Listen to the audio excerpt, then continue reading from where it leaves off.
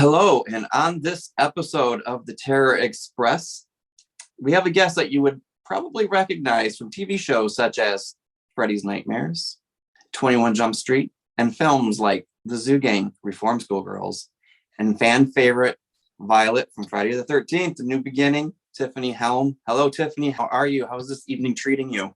I'm good. I'm kind of tired from the day, but I'm good. I'm ready to chat. No, I know you're very multifaceted, growing up the child of act, and I'm trying not to say So if you hear me say I'll put $1 in the jar. It's a huge bad habit of mine. But I know you grew up as the child of actors from film, television, and stage. Do you think growing up in that kind of atmosphere made you more prone to wanting to become an actor? Oh, absolutely. I mean, you grow up in it. It's very normalized, being on the set with my mom was really normal. I mean, obviously I was in school most of the time, but occasionally I'd be on set with her, and having like famous people over at the house or just knowing them was just, it was very normalized. And also growing up in LA, it's that sort of thing is very normalized because so many people are in the industry. And I mean, I think now it's become so competitive, and it's changed a lot. But really, like, unless you're born into the industry, it's really hard to get into it. So it's Yeah. you see most of the A-list actors are not the first of their kin, right? There's some like grandfather, uncle, or somebody who's pretty prominent in the industry. So Yeah. absolutely. And it's double-edged sword, because yes, I absolutely love acting, and obviously fell into it because of my mom and my dad too, but he wasn't around as much.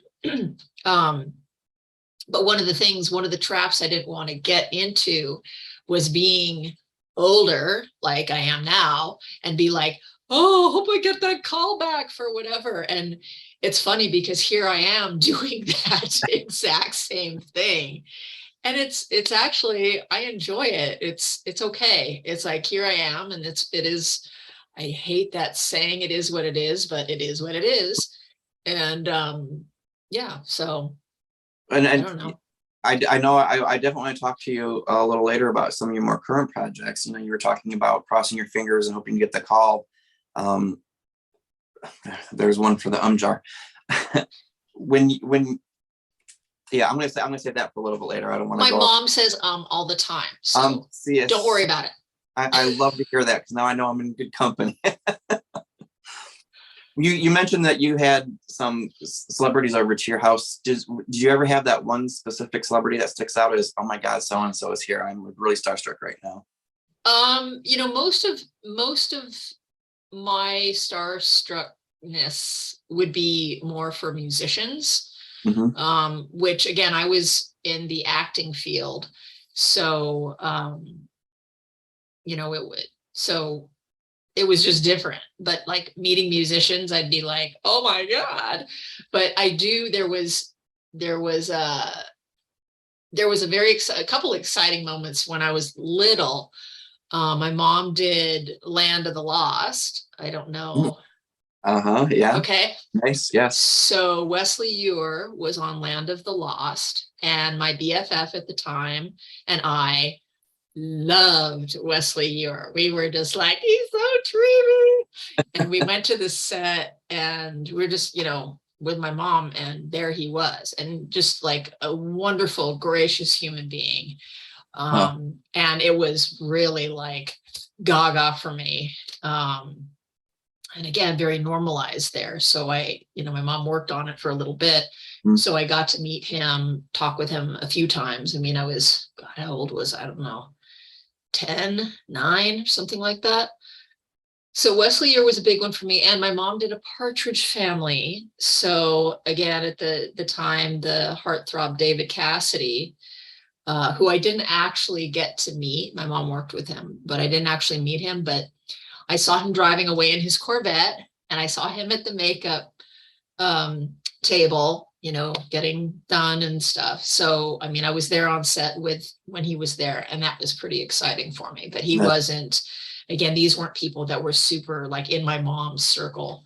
A lot of your fans may not realize that you actually took dance and you studied under Roland Dupree. Yes, I did study dance at the Roland Dupree Academy. He wasn't really there much. I didn't really study directly under him. But the main reason that you are seeing that I studied with Roland Dupree was because when I started acting, it's like you have to like take these things that you've done for your resume and floof them up a little bit, right? So like anything that's of interest. So yes, I was at Roland Dupree. Yes, I was in the mime troupe. So these are things that might be interesting to a casting director who, if you haven't really done anything yet, these are going to be things where they're like, yes, exactly what you are doing right now. Tell me more about your dance experience with Roland Dupree. So yes, I did, but no, it wasn't really what it seems like. I wasn't like some dance protege of his, and would tap, tap, tap, faster, Was faster. there a specific style that you were looking to learn? No, I mean, I did ballet, I did tap, Ballet. I did modern dance, but nothing like upper levels of it. I've never been a structured dancer. Like I like to dance, I can dance well, but I'm not structured. I would love to dance, but I don't dance well. I have no rhythm or rhyme. You mentioned the Beverly Hills Mime Troup. What was your fascination with that? When did you get involved with that? And what was the reason for it?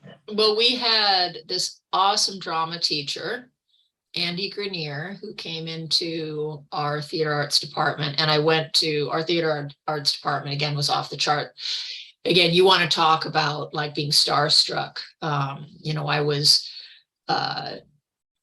in school with Jeanette Goldstein, Gina Gershon, Nick Cage, who was Nick Coppola at the time, Liz Daly, John Turteltaub, the list goes on with the people, Patrick Cassidy. So it was really a who's who at the school, and really great musical comedy department. But then we got this great theater arts guy, and he was very, at the time, like very new age, like put on the Fleetwood Mac album, and we do these cool mirror exercises and stuff. And he brought mime into theater arts, and it was awesome. It was another way of, it's another tool. And we got to do, like, we'd go to God, now I'm gonna like little festivals and such, little local things, and we got to wear the makeup, and it's not exactly being a clown, right? Mime's a bit different than a clown. So but it was fun, and just another way of using our body, our tools, and that can be like one of the plays that we did that I was cast in there. I got to bring in some of that stuff that I learned in mime onto the stage for theater, not doing but I mean, actually, like, I had this whole thing where I had to kind of mime like feeding this little animal and quietly over on the side of a darkened stage. So it just lends itself, like, if you're an actor, it's just another thing to put in your toolkit. So it's fun. I did you actually do this? No, I know you said you were on stage doing this. I can see, in my mind, I'm picturing you with the mime makeup with Nick Cage and Elizabeth Daly and Cassidy. Were you all ever on the same stage with the same stuff performing together? No. I don't. They were actually, everybody was in different grades. So like Patrick and Nick were younger than me. Liz, Jeanette, Gina were like a year above me, or 2 years above me, 2 or 3 years. It might have been 3 years. So we were always at different, now John Turteltaub and I we worked together just in our classes and stuff. We didn't actually do any stage stuff. He was more musical comedy guy, and I liked theater arts more. So yeah, and yeah, it was just kind of like a hodgepodge of people that are quite successful in the industry now. What was your driving force to return to acting and come true? Well, again, we live in this like resort town. It's like a tourist town. And most people here work like 3 and 4 jobs. It's one of the most expensive places to live in Canada. I don't know how we're here. But here we are. And our kids have been raised here. So we're staying here until the kids are through with school. That aside. So yeah, in order to like, oh, maybe I could make some money doing that. I'm like, well, I'm a dual citizen. Maybe I should get an agent. And they do, film crews come here semi-regularly to shoot. There's been a lot of stuff shot here. So maybe I'll just get an agent and see how it goes. And I did, and it's gone really well. I mean, it's, again, they don't shoot, there's not a whole lot of stuff out here, but I'm doing pretty well numbers wise, as far as the jobs I'm getting. Nice. Nothing that I could make a living off of. But it does feed that beast that really craves to be on a set. So yeah, it was just that, and the come true role. And that was so much fun. The audition was really, really fun. And strangely, when we all met as a cast, the director, like, he even took me aside from the cast. He's like, your callback was amazing. And I was like, oh. Yeah, you're out of there on cloud 9. Yeah. And then on the set, he's like, I did the same character that I did in the callback. He's like, no, we're not doing that. We're doing something different. I'm like, oh. So he completely like changed the character on me. And I was like, okay. When you look at a script, what do you look for in a character, and what gets you excited as a performer to say, I want to bring that character to life? Well, we don't really get to pick and choose here in Alberta. There was, when I did Under the Banner, because there's no lines. I didn't have any lines in Under the Banner. I didn't have any lines in The Tall Grass. Those are actually really fun auditions for me to do. And again, the mime experience comes into play. But for Under the Banner, I was talking to one of the other actresses she works pretty steadily here. And she was one of the wives as well. And she was like, yeah, there were quite a few actresses who didn't want to do this because there were no lines. And I'm like, it's freaking Under the Banner of Heaven. Like, all you got to see, like, the people behind it, Ron Howard, Jason Bateman, like, and the cast. I mean, that's an incredible show. If you haven't seen that one, boy. Where's that one available? That's Disney FX. How do you prepare for an audition? Do you get like a certain state of mind? Well, now since COVID, it's all online video, which is so nice because it's a lot less stressful just thinking about it. Oh my God. Like, I had an audition for Fargo a few years ago that I blew it so badly because I got so nervous. It was like one of my first auditions coming back into the business. And I like showed up, and it's kind of like that, what you see in shows where they're auditioning people, where there's just like tons of actors like reading their lines in the hallway, and they're here, they're in rooms, and I'm just like, oh, and they let me into the room, and it's like, there's a video monitor, the casting director's on a video monitor, and there's like 3 assistants, and it's like, and the room's dark. I'm just like, it was a bit much. So now, sounds terrifying. It can be pretty freaking daunting. And again, it's changed because, when I used to audition, it was still very nerve-wracking then too, but it was just different. It was more personal. Yeah. And you could interact with the casting director and use the room, and it's not like that now. But these video auditions are freaking great.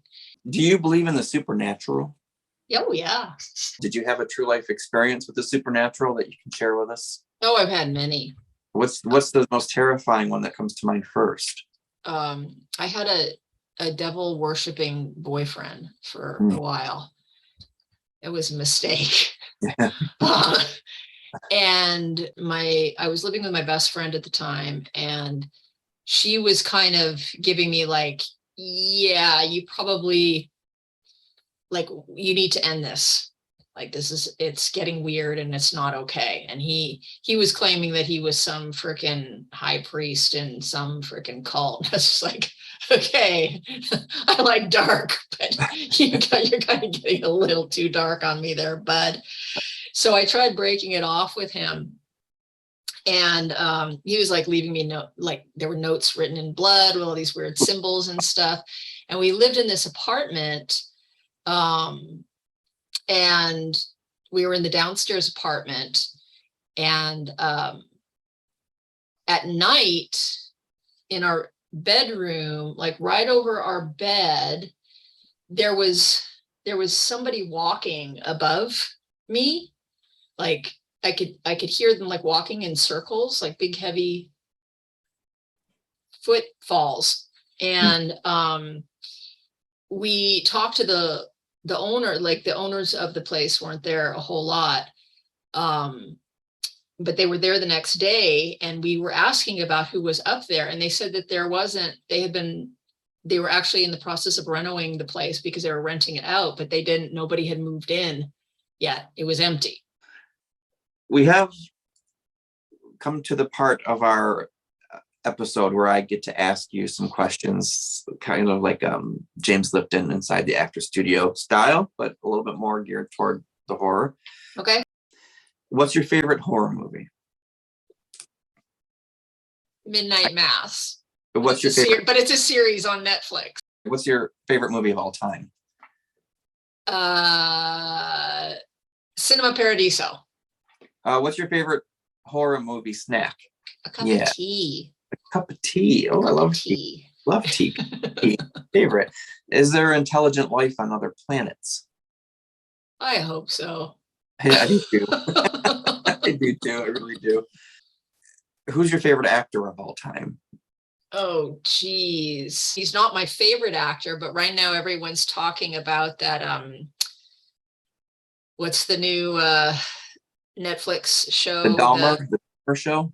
Evan Peters. I just want to watch it because of him. He's freaking amazing. Did you watch? Okay. Yeah. How about Cillian Murphy? Yes. Yes. Peaky Blinders. By the order of the fucking Peaky Blinders. Yeah. But that's not an all-time actor. I love him in the show. So, but not an all-time actor. If you could have lunch with anybody living or dead, who would it be? Again, first one that comes to mind, I'm going to say Joel Peter Witkin. I'm not familiar with him. As long as I wasn't lunch. He was a photographer. Google. Yes. Really dark stuff. What would you like your legacy to be? For the thing I've heard most about people who really like that Violet character is it gave them a voice for when they felt very different then and maybe less than, and it gave them an identifying factor, like it validated them. Yes.